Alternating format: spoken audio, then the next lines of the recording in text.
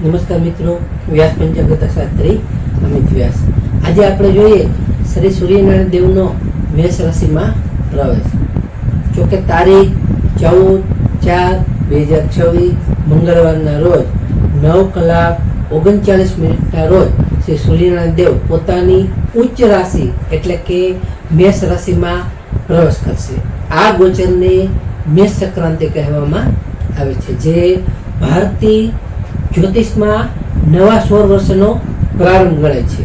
જેમ સૂર્ય મેષ રાશિમાં અત્યંત બળવાન અને તેજસ્વી હોય છે, તેથી આ મહિનો ઉર્જા અને નવી શરૂઆત માટે શ્રેષ્ઠ માનવામાં આવે છે. આ સાથે જ જે ખરમાસ એટલે કે કમૂરતા પૂર્ણ પણ થશે, જે આ તમામ શુભ માંગલિક કાર્યો જેમ કે લગ્ન, વાસ્તુ વગેરે જેવા માંગલિક કાર્યો શુભ શરૂઆત થઈ શકે છે. આ સમયગાળા દરમિયાન આપણે શ્રી સૂર્યનારાયણ દેવ આ રાશિઓમાં કેવું ફળ આપે છે તે આપણે પ્રથમ જોઈએ. તો પ્રથમ મેષ રાશિ જોઈએ તો મેષ રાશિમાં પહેલા ભાવમાં છે કે પ્રથમ ભાવ શું દર્શાવે છે તો કે અદ્ભુત પ્રગતિ દર્શાવે છે. તેમાં જો કે સૂર્યનારાયણ દેવ તમારી જ રાશિમાં ઉચ્ચનો થશે, જે તમારા આત્મવિશ્વાસ જે 7મા આસમાને રહી શકે છે અને તમારું સારું માન સન્માન પણ વધી શકે છે અને તમારા નેતૃત્વ શક્તિ પણ સારી એવી ખીલી શકશે.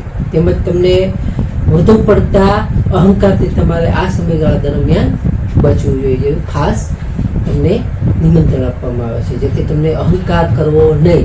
તેથી આ સમયગાળા દરમિયાન તમારું મગજ પણ 7મા આસમાને રહી શકે છે, તેની પણ તમારે ખાસ કાળજી રાખવી. વૃષભ રાશિ જોઈએ તો વૃષભ રાશિમાં 12મો ભાવ દર્શાવે છે. 12મો ભાવમાં છે એટલે 12મો ભાવ શું દર્શાવે છે તો કે તમારે મિશ્ર ફળ, જો કે મિશ્ર ફળ તમારા ખર્ચમાં પણ વધારો સારો થઈ શકે છે. તમારે વિદેશથી કામકાજમાં કે મુસાફરીમાં સારી એવી તમને સફળતાઓ મળી શકે છે. આ સમયગાળા દરમિયાન તમારે ખાસ કરીને આંખની તકલીફો વધી શકે છે. જેવી આંખની તકલીફો, અનિદ્રા જેવી સમસ્યાઓ પર તમારે સાવધાન રહેવું ખૂબ જ જરૂરી છે. તમારે વિવાદોથી પણ દૂર રહેવું ખૂબ જ જરૂરી છે. મિથુન રાશિ જોઈએ કે મિથુન રાશિમાં 11મો ભાવ છે. તો 11મો ભાવ શું દર્શાવે છે કે ધન અને લાભ, સારો એવો ધન લાભ દર્શાવે છે. તેમાં તમારે આર્થિક રીતે આ મહિનો તમારા માટે ગોલ્ડન એટલે કે સોના સમાન છે. તમને આવકના નવા સ્ત્રોતો સારી એવી રીતે ખુલી શકશે. તમને ઈચ્છિત સફળતા પણ સારી એવી મળી શકે છે. તેમજ તમારા મિત્રો તરફથી પણ તમને સારો એવો લાભ અને ફાયદો પણ થઈ શકે છે. ત્યારબાદ કર્ક રાશિ જોઈએ તો કર્ક રાશિમાં 10મો ભાવ દર્શાવે છે. 10મો ભાવ શું દર્શાવે છે તો કે કરિયરની ઊંચાઈમાં તમને નોકરી વ્યવસાયમાં પણ તમને સારા એવા પ્રગતિના યોગો છે. તેમજ તમને સરકારી ક્ષેત્રે જે જોડાયેલા લોકો છે તેના માટે તમને સારું એવું મોટું પદ અને સન્માન પ્રાપ્ત થઈ શકે છે. તમારા પિતાના આશીર્વાદ પણ તમને સારા એવા ફળદાયી થઈ શકે છે. ત્યારબાદ સિંહ રાશિ જોઈએ. સિંહ રાશિમાં 9મા ભાવમાં છે. તો 9મો ભાવ તો કે ભાગ્યવૃદ્ધિ દર્શાવે છે. ભાગ્યવૃદ્ધિમાં જો કે તમારો રાશિ સ્વામી ઉચ્ચનો થતા તમને સારો એવો નસીબનો તમને પૂરેપૂરો સાથ મળી શકે છે. તમારા ધાર્મિક યાત્રા પણ તમને સારી એવી કરી શકો છો, તેમાં પણ તમને સારો એવો લાભ અને ફાયદો થઈ શકે છે. આ સમયગાળા દરમિયાન તમારે પિતૃપક્ષ તરફથી પણ તમને સારો એવો લાભ થશે. તેમજ તમને વિદેશના અભ્યાસ માટે જે જનારા વિદ્યાર્થીઓ છે તેના માટે ઉત્તમ અને સારો એવો શ્રેષ્ઠ એવો સમય છે. કન્યા રાશિ જોઈએ કે કન્યા રાશિમાં 8મા ભાવમાં છે. તો 8મો ભાવ શું દર્શાવે છે તો 8મો ભાવ સાવધાની અને સ્વાસ્થ્યનું વિશેષ ધ્યાન રાખવું. ખાસ કરીને પેટ અને તમારા હૃદયની કાળજી રાખવી ખૂબ જ જરૂરી છે. તમને અચાનક કોઈ સમસ્યા પણ આવી શકે છે કે હૃદયની અથવા પેટની બીમારીની અચાનક સમસ્યાઓ આવી શકે છે. આમાં તમારે ગુપ્ત વિદ્યામાં પણ તમારી સારી એવી રુચિ વધી શકે છે, જેથી તમારે ગુપ્ત વિદ્યામાં સારો એવો ફાયદો થઈ શકે છે. તમારે આ સમયગાળા દરમિયાન નાણાકીય જોખમ લેવું નહીં, જેની ખાસ કાળજી રાખવી. તુલા રાશિ જોઈએ કે તુલા રાશિમાં 7મો ભાવ છે. 7મો ભાવ શું દર્શાવે છે કે સંબંધોમાં ગરમી. જીવન સાથે તમારા વૈચારિક મતભેદ થઈ શકે છે. આ અહંકારનો ટકરાવ થઈ શકે છે. જીવન સાથે પણ ટકરાવ થઈ શકે છે કે ગરમી, સંબંધોમાં ગરમી આવી શકે છે. તમારા ભાગીદારીના ધંધામાં સ્પષ્ટતા રાખવી તમારા માટે ખૂબ જ જરૂરી છે. તેમજ તમારે જાહેર જીવનમાં તમારી પ્રતિષ્ઠા પણ સારી એવી આ સમયગાળા દરમિયાન વધી શકે છે. વૃશ્ચિક રાશિ જોઈએ કે વૃશ્ચિક રાશિમાં છઠ્ઠો ભાવ છે. છઠ્ઠા ભાવમાં છે એટલે છઠ્ઠો ભાવ શું દર્શાવે છે તો શત્રુનો વિજય. શત્રુના વિજયમાં જોઈએ તો કે તમારે જૂના રોગોમાંથી સારી એવી રીતે મુક્તિ મળી શકે છે. તમને કોર્ટ કચેરીના કામમાં પણ સારી એવી સફળતાઓ મળી શકે છે. તેમજ તમારા નોકરીમાં પણ તમારા વિરોધીઓ તમારાથી પરાસ્ત થશે એટલે કે હારી જશે. તેમજ તમને સ્પર્ધાત્મક પરીક્ષામાં પણ સારું એવું પરિણામ હશે એ સુખદ આવી શકે છે. ત્યારબાદ ધન રાશિ જોઈએ તો ધન રાશિમાં પાંચમો ભાવ છે. પાંચમા ભાવમાં છે. પાંચમો ભાવ શું દર્શાવે છે? બુદ્ધિ અને સંતાન ભાવ દર્શાવે છે કે બુદ્ધિ અને સંતાન ભાવમાં તમને સંતાન પક્ષ તરફથી સારા એવા શુભ સમાચારો મળી શકે છે. આ સમયગાળા દરમિયાન તમને બૌદ્ધિક ક્ષમતા તમારી સારી એવી વધી શકે છે. જોકે તમારે શેર બજાર કે સટ્ટાકી રોકાણમાં ઉતાવળ તમારે ન કરવી જોઈએ, થોડી ધીરજ રાખવું. તમને પ્રેમ સંબંધોમાં સારી એવી તેજી આવી શકે છે. ત્યારબાદ આપણે મકર રાશિ જોઈએ તો મકર રાશિમાં ચોથા ભાવમાં છે. ચોથો ભાવ શું દર્શાવે છે તો કે ચોથો ભાવ સુખ અને સાધન બે વસ્તુ દર્શાવે છે. સુખ સાધનમાં જોઈએ તો કે તમને પ્રોપર્ટી કે વાહન ખરીદવાના સારા એવા યોગો છે, જેથી તમે સારી એવી રીતે પ્રોપર્ટી કોઈ પણ મકાન કોઈ પણ સારું વાહન પણ ખરીદી શકો છો. આ સમયગાળા દરમિયાન તમારે ઘરેલું વાતાવરણ પર તમારું સારું એવું સુધરી શકે છે, પરંતુ તમારા માતાના સ્વાસ્થ્યની તમારે ખાસ કાળજી લેવી.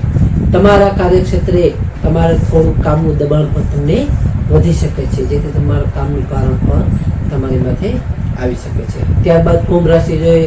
કુંભ રાશિમાં ત્રીજા ભાવમાં છે. ત્રીજો ભાવ શું દર્શાવે છે તો કે સાહસ અને પરાક્રમ દર્શાવે છે. તો સાહસ અને પરાક્રમમાં તો કે તમારો આત્મવિશ્વાસ સારો વધી શકે છે. તેમજ તમારા ભાઈ બહેનોનો પણ તમને સાથ અને સહયોગ એવો પૂરેપૂરો સપોર્ટ પણ આ સમયગાળા દરમિયાન મળી શકે છે. તમારે માર્કેટિંગ કે મીડિયા સાથે જોડાયેલા જે લોકો છે તેના માટે સારા એવા પ્રગતિનો અને ઉત્તમ એવો સમયગાળો આ સમયગાળા દરમિયાન છે. આ ટૂંકી મુસાફરી પણ તમારે સારી એવી લાભદાયી છે કે આ સમયગાળા દરમિયાન તમારે ટૂંકી મુસાફરી પણ તમે સારી એવી રીતે કરી શકો છો. ત્યારબાદ મીન રાશિ જોઈએ તો મીન રાશિમાં બીજા ભાવમાં છે. બીજો ભાવ શું દર્શાવે છે તો બીજો ભાવ ધન અને વાણી દર્શાવે છે. ધન અને વાણીમાં જોઈએ તો કે તમારી આર્થિક સ્થિતિ ખૂબ જ સારી એવી મજબૂત બની શકે છે. તમારી વાણીથી લોકો પ્રભાવશાળી બનશે, જેનાથી તમારા જે કાંઈ અટકેલા કામો હશે સારી એવી રીતે પૂર્ણ થશે. તમારા પરિવારમાં કોઈ શુભ પ્રસંગ સારો એવો આવી શકે છે. તેમજ તમારે ખાસ આ સમયગાળા દરમિયાન તમારે આંખનું ધ્યાન રાખવું તમારા માટે ખૂબ જ હિતાવહ છે.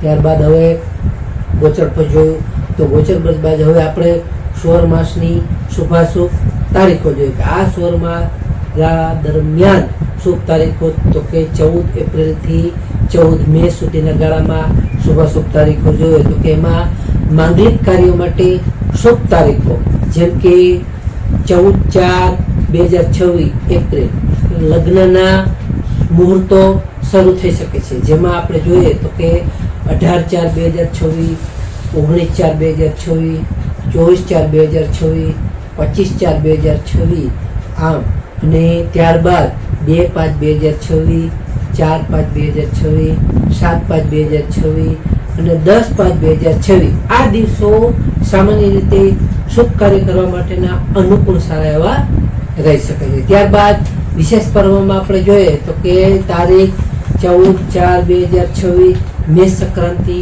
નવું સૌર વર્ષ ગણવામાં આવે છે, તે પણ શુભ દિવસ છે. ત્યારબાદ 20 એપ્રિલ એટલે કે 20/4/2026 અક્ષય તૃતીયા એટલે વણમાગવું જે મુહૂર્ત ગણવામાં આવે છે, તેમાં તમારે સારી એવી ખરીદી અને દાન જપ તપ માટે એવા કાર્યો ધાર્મિક કાર્યો માટે ઉત્તમ અને સારો એવો અક્ષય તૃતીયાનો દિવસ સારો એવો માનવામાં આવે છે. ત્યારબાદ સાવધાનીની તારીખો જોઈએ કે જે આ સમયગાળા દરમિયાન તમારે ખૂબ જ આ તારીખોમાં સાવધાની રાખવી, જેવી કે તારીખ 17/4/2026, 22/4/2026 અને બીજા 5મા મહિનાની તો કે 1/5/2026, 9/5/2026 આ રોજ મહત્વના આર્થિક નિર્ણયો તમારે જે કંઈ તમારે મહત્વના આર્થિક નિર્ણયો લેતા પહેલા આ તારીખો તમારે ખાસ સાવધાની રાખવી તમારા માટે ખૂબ જ જરૂરી છે. ત્યારબાદ આપણે શુભાશુભ રંગ અને વેશભૂષા બાબત જોઈએ તો કે સૂર્યનારાયણ દેવતા